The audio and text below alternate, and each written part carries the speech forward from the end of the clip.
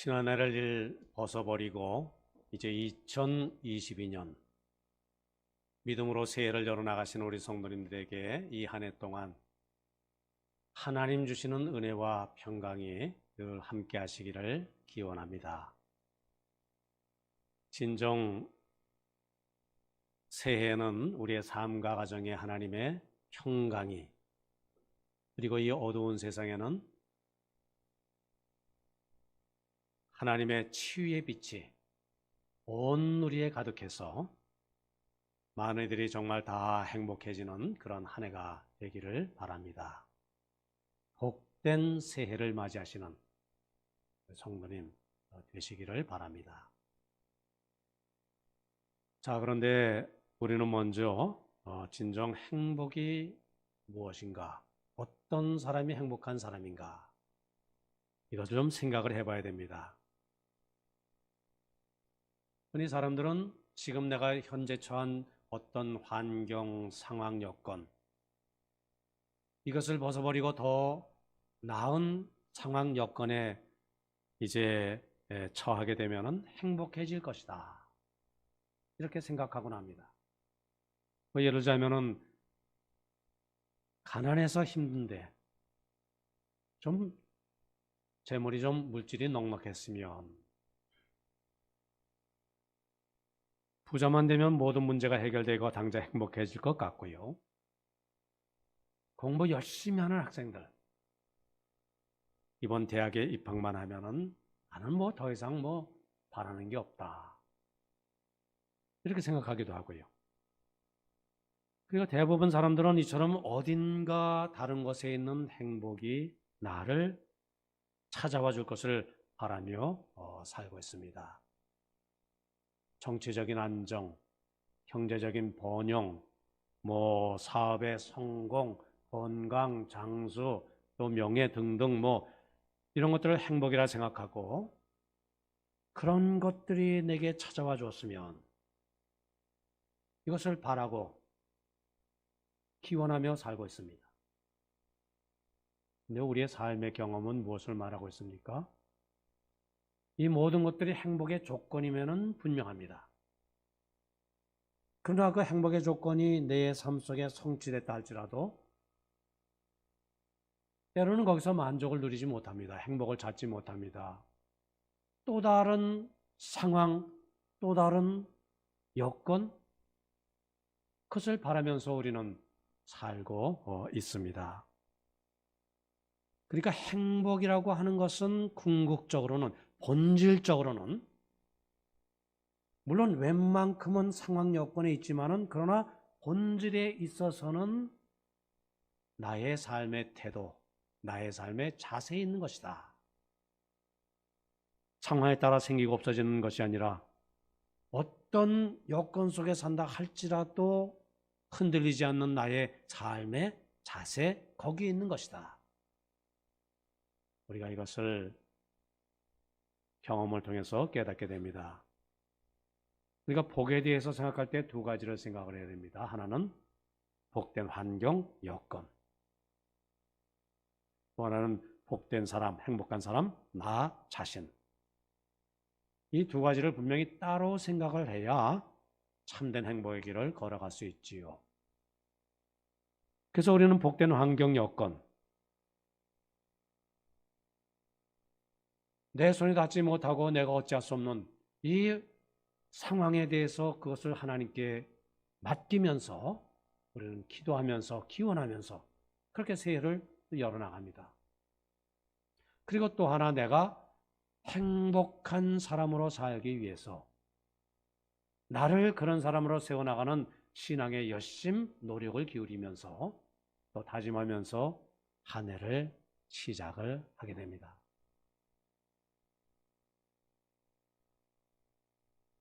한번 이런 거 생각해 볼 수 있습니다. 어떤 사람, 이 겨울에 대해서 이렇게 말합니다. 나는 겨울이 얼마나 좋은지 몰라.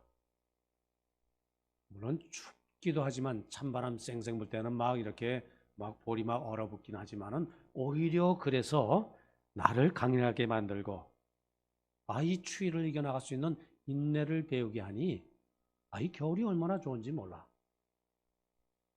근데 이렇게 말하는 사람은요, 보면 또 이렇게 말합니다. 아, 봄은 참 아름다운 계절이지. 참 온화하고 훈훈한 바람, 꽃을 피우게 하고, 풀을 푸르게 하고, 참 그 생명의 축제를 이렇게 벌이는 봄. 아, 봄은 얼마나 좋은지 몰라. 뭐 틀림없이 이 사람은 이렇게 말합니다. 여름, 무더워서 좋고, 가을, 아, 풍성해서 좋고. 그 사람이 복된 사람이지요. 그 사람이 행복한 사람입니다. 근데 이렇게 겨울이 되면 봄이 되기를 바라고 봄이 되면 여름을 그리워하는 사람? 이것 어디를 갖다 놓아도 불행한 사람입니다. 새해가 와도 뭐 큰 의미가 없습니다. 아, 가난할 때는 그냥 늘 마음에 쓱쓱 가는 것이 이 돈, 이 물질, 이것 좀 어떻게 좀 채워지면은 내 삶이 좀 행복할 줄 알았는데, 아, 막상 부자가 되고 나니까, 그래, 그때 가난할 때가 가난했지만은 참 좋았어. 이렇게 말하고요. 아, 총각 때는 결혼해달라고 죽자 사자 쫓아다니다가 그저 결혼 딱 하고 나니까 혼자 살 때가 좋았지. 뭐 그런 사람. 그 얼마나 답답한 사람입니까? 어느 때 어느 장소에 처해도 참 불행한 사람이지요. 자, 이렇게 우리는 복의 개념, 행복의 길, 이걸 다시 한번 정리하며 새해를 맞아야 합니다. 그저 막연히 하늘만 바라보고 그저 복된 세상이 내 앞에 열려지기를 바라는 어리석음, 우리가 그것은 버려야 됩니다. 이 세상에서 가장 행복했던 사람이 누굴까요? 행복동산, 에덴 동산에 살았던 아담과 하와지요. 그러나 그 속에서 복된 사람으로 아담과 하와는 살지를 못했습니다. 자, 그런데 요셉은 어땠습니까? 그 고난, 그 역경, 그 삶의 어두운 그 밑바닥까지 내려간 그 절망적인 인생. 그러나 요셉은 어디 가나 복된 사람이었습니다. 그리고 많은 사람들에게 축복을 공급하는 그 사명을 감당하는 참으로 오고 오는 세대의 본이 되는 귀한 하나님의 사람이었습니다. 자, 우리는 새해에 우리 복 많이 받으십시오. 이렇게 인사를 나누고요. 또 새해 하나님, 저에게 우리 가정에 복 내려 주시옵소서 기도 기원을 합니다. 참 중요합니다. 그러나 우리는 막연한 복을 기다리는 것이 아니라, 자, 복 받을 존재로 내 자신을 변화시키기를 힘쓰면서 또 하나님의 복을 받을 준비를 해야 하나님의 배신 축복이 내 삶 속에 아름답게 성취될 줄 믿습니다. 축복받는 그릇이 뭡니까? 그게 믿음의 그릇이지요. 믿음의 그릇이 어떻게 있어야 합니까? 하늘을 향해서 열려 있어야지요. 거꾸로 이렇게 그릇이 놓여 있으면은 복을 담을 수 없습니다. 그 일은 내일. 복을 주시는 분은 하나님이시지만은 그릇을 준비하는 것은 나의 일입니다. 그 그릇이 더러운 오물에 또는 녹이 슬고 또는 여러 가지 잡것으로 가득 차 있다고 한다면은 그 거룩한 하나님의 축복을 담을 수가 없지요. 복받는 그릇으로의 나, 우리가 믿음으로 잘 준비를 해야 할 것입니다. 자, 또 한 가지 우리가 꼭 기억해야 할 것. 성경은 복의 근원으로서의 하나님을 분명히 말씀하고 있지요. 복은 내가 만드는 겁니까? 저절로 주어지는 것입니까? 아니지요. 복은 복의 근원이신 하나님으로부터 오는 것이지요. 우리에게 은혜로, 우리에게 축복으로 주어지는 것. 그게 복이지요. 이 주어지는 복은 사람의 사람됨됨이나 행동에 따라서 하나님께서 복을 내리신다면 사실 이 세상에 그 복을 받고 누릴 수 있는 자격이 있는 사람 아마 한 사람도 없을 겁니다. 그저 전적인 하나님의 은혜와 축복으로 우리에게 주어진다. 이게 얼마나 귀하고 얼마나 값지는지 모릅니다. 자, 한 아이가 태어났어요, 가정에. 이놈을 좀 키워봐서 앞으로 좀 인물도 좀 잘나고 그리고 공부도 잘해서 쓸만하면은 그때 가서 내 호적에 올리겠다. 그런 부모는 없습니다. 키워봐서 시원치 않으면 내 자식이 아니라고 하는 부모 없죠. 일단 아이가 태어나면은 먼저 호적에 올립니다. 그 다음에 복된 자녀로 키워나가기에 힘씁니다. 마찬가지. 성경은 하나님의 축복, 이것을 먼저 말씀합니다. 우리는 하나님의 자녀죠. 너희 중에 악한 부모라도 자녀들에게 좋은 것으로 줄 알거든 하물며 하늘에 계신 하나님께서 좋은 것으로 너희에게, 값진 것으로 너희에게 주시지 않겠느냐? 예수님 말씀하셨지요. 하나님의 자녀로 우리는 하나님의 축복을 덧입고 살아가는 자녀다. 그럼 우리는 이런 긍지 그리고 마음의 여유, 이 신앙의 자신감, 이것을 회복하는 게 꼭 필요합니다. 그러면서 동시에 이제 나는 하나님의 축복을 덧입고 살아가는 존재로서 이렇게 행복하게 살아가야 할 자세, 노력, 준비를 하면서 새해를 맞이해야 되겠다. 그런 신앙의 태도, 자세가 중요합니다. 이런 얘기가 있습니다. 옛날에 어느 임금님이 그러면 동화 얘기지요. 자, 사람들의 발길이 잦은 길 한복판에 큰 돌멩이 하나를 갖다 놓았어요. 그리고 나무 뒤에 숨어서 사람들이 어떻게 하는가 지켜봅니다. 많은 사람들이 그 길을 통해하는데 어떤 사람은 아니 웬 그 나쁜 녀석이 그래 길 한복판에 이렇게 돌을 갖다 놨담? 투덜거리며 지나갑니다. 어떤 사람은 오른쪽으로 피하고 어떤 사람은 왼쪽으로 비껴가고 어떤 사람은 그 돌에 걸려서 넘어질 뻔했다고 고래고래 또 욕을 하고 원망하면서 지나가기도 하고요. 자, 그런데 한 채소장수 할아버지가 수레를 끌고 오다가 그 돌을 보더니 수레를 세워놓고 낑낑거리면서 그 돌을 캐내어서 한 옆으로 치웁니다. 힘겹게 돌을 옮겨놓고 보니까 그 돌 밑에는 값진 금은 보화가 놓여 있는 겁니다. 그러면서 편지가 한 장 그렇게 또 있습니다. 펼쳐보니까 누구든지 이 돌을 옮기는 분에게 이 값진 금은 보화를 드립니다.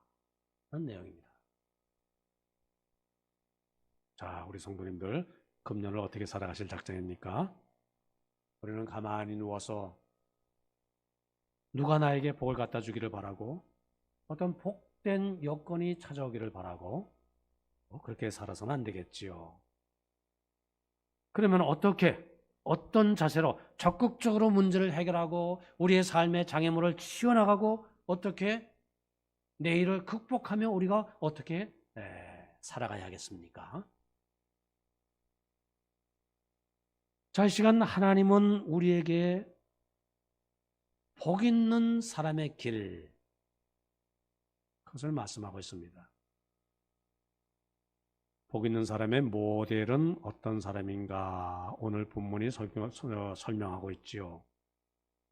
시편 1편, 시편 150개의 신앙시입니다. 하나님께 드리는 기도입니다.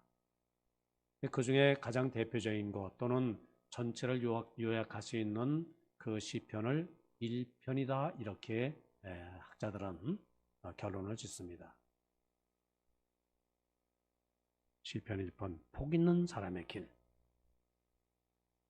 자, 우리가 먼저 생각할 것은 복 있는 사람의 환경, 여건이 전혀 복스럽지 않다는 데 있습니다. 복 있는 사람은, 자, 그 다음 우리가 너무나 잘 아는 말씀 아닙니까? 악인들의 길을 따르지 아니하며 죄인들의 길에 서지 아니하며 오만한 자들의 자리에 앉지 아니하고. 그러니까 뭡니까? 그 복 있는 사람, 나는 복 있는 사람인데 내 주위에 어떤 사람이 있다는 것이죠? 악인들, 죄인들, 오만한 자들이 나를 둘러싸고 있다는 말이지요. 나의 삶의 상황 여건, 이거 전혀 복스럽지 않다는 겁니다. 우리가 생각 같아서는 복 있는 사람의 환경, 뭐 악한 사람도 없고 유혹도 없는 참 평안한 곳, 그렇게 생각을 하지만, 그러나 복된 사람, 악인, 죄인, 오만한 사람 속에 그대로 그냥 살아가고 있습니다. 그러나 그런 복되지 못한 환경이지만은 어떻게 복된 사람으로 살아가는가? 그 길을 우리에게 보여주고 있죠. 첫째, 복 있는 사람은 악인들의 꾀를 쫓지 않는다. 쫓지 않는다, 따라가지 않는다는 말이지요. 악인들의 꾀. 여기 지금 말씀하고 있는 악인은 악한 사람이 아니라 하나님 없이 살아가는 사람을 말합니다. 하나님 없이 살아간다는 사람은 어떤 사람이지요? 내가 내 삶의 주인이 되는 것이지요. 내 힘, 내 노력, 내 열심,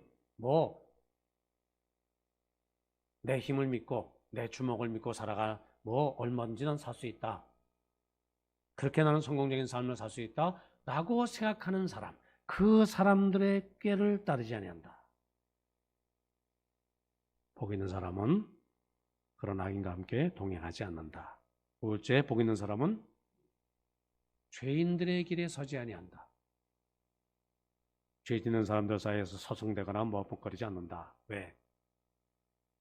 거기 서 있다가는 자기 자신도 모르게 동화가 되고 말기 때문이지요. 죄에 빠지고 말기 때문에.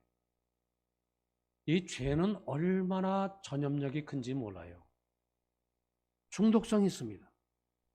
그래서 나는 죄인들의 길에 서지 않겠습니다. 다짐을 합니다. 셋째는 뭐라고요? 복 있는 사람은 오만한 자들의 자리에 앉지를 않습니다. 오만한 자, 어떤 사람이 교만한 사람입니까? 죄를 짓고도 회개할 줄 모르고 죄를 짓고도 오히려 큰 소리치며 사는 사람들이지요.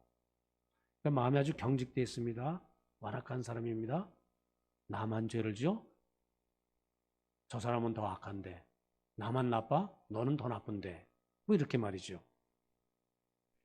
복 있는 사람은 이 교만하고 회개하지 않는 죄인들이 수군대고 있는 자리에 쓸데없이 들어가 앉지 않는다. 거기에 있다가는 자신도 닮기 때문에, 자신도 모르게 오만한 자리가 되어버리기 때문에. 자, 이렇게 복 있는 사람은 어떤 삶의 자세로 살아가는 사람? 악인들의 길을 따르지 아니하고 죄인들의 길에 서지 아니하고 오만한 자의 자리에 앉지 아니하고. 이거는 소극적인 자세입니다. 그 다음이 더 중요하지요. 적극적인 삶의 자세, 어떻게 살아가는 것? 오직 여호와의 말씀을 즐거워하여 그 말씀을 주야로 묵상하는 자로다. 자, 우리 성도님들 과연 무엇을 즐거워하고 있습니까? 무엇이 나의 기쁨입니까? 무엇이 내 마음을 빼앗고 있어요? 내가 무엇에 내 많은 시간을 쏟고 있습니까? 텔레비전, 드라마, 요즘에 인기 프로그램이 뭡니까? 뭐 그런 겁니까? 또는 뉴스입니까? 진정 하나님의 말씀입니까? 무엇보다도 우리 믿는 이들의 우리의 즐거움은 하나님의 말씀을 듣는 것, 배우는 것, 그대로 살기에 힘쓰는 것. 여기에 있습니다. 여기에 있어야 합니다. 부모님의 말씀을 잘 귀 기울여 듣고 그대로 이렇게 행하기에 힘쓰는 자녀들, 그 아이들이 효자지요, 효녀지요. 선생님의 말씀 귀 기울여 듣고 또 그렇게 실천하며 살기에 힘쓰는 학생들, 그 학생들이 공부 잘합니다. 우등생입니다. 하나님의 말씀을 즐거워하는 신자, 그 사람이 신실한 성도지요. 우리 믿는 자의 즐거움, 우리의 즐거움은 어디에? 하나님의 말씀에 있다. 자, 우리 인간 사회에 있어서도요, 가까운 사람, 말 통하는 사람이 가까워요. 아무리 내 옆집에 살고 내 앞집에 산다 할지라도 말이 안 통하는 사람은 도저히 가까워질 수가 없어요. 말이 통해야지요. 마음이 통하는 사람. 근데 아무리 멀리 있어도요, 전화로, 카톡으로, SNS로, 이렇게 서로 대화를 나누고, 마음을 나누고, 그렇게 말하고 듣기를 즐거워합니다. 연애하는 젊은이들, 그저 애인의 음성을 듣고 싶고요, 금방 여러 시간 카페에서 대화를 나누고 헤어졌는데 집에 들어오자마자 다시 핸드폰을 들고 통화를 하곤 합니다. 자, 우리가 하나님을 가까이 할 때는 자연 하나님의 말씀에 귀를 기울이게 되고요, 그 사랑의 음성을 그리워하게 되고요, 그 말씀을 따라 살고자 하는 그 나의 삶의 자세가 기쁘고 즐겁기만 합니다. 이것이 귀하지요. 여기에 복이 있다, 이것이 행복하다. 복 있는 사람의 길인 것입니다. 진짜 하나님의 말씀, 하나님의 말씀에는 생명이 담겨 있습니다. 하나님의 말씀에는 우리의 문제를 이기게 하는 능력이 우리에게 제공됩니다. 하나님의 말씀에는 우리 마음의 불안, 근심, 공포를 이기게 하는 힘이 그 안에 담겨 있지요. 말씀은 우리의 용기를 북돋아 주고요, 말씀은 우리 인생의 길과 진리, 생명이 되고 있습니다. 그래서 시편 115편 우리 1편 말씀, 다른 곳에서도 같은 내용이 말씀합니다. 시편 115편 105절, 119편 105절이죠. 주의 말씀은 내 발의 등이요 내 길의 빛입니다.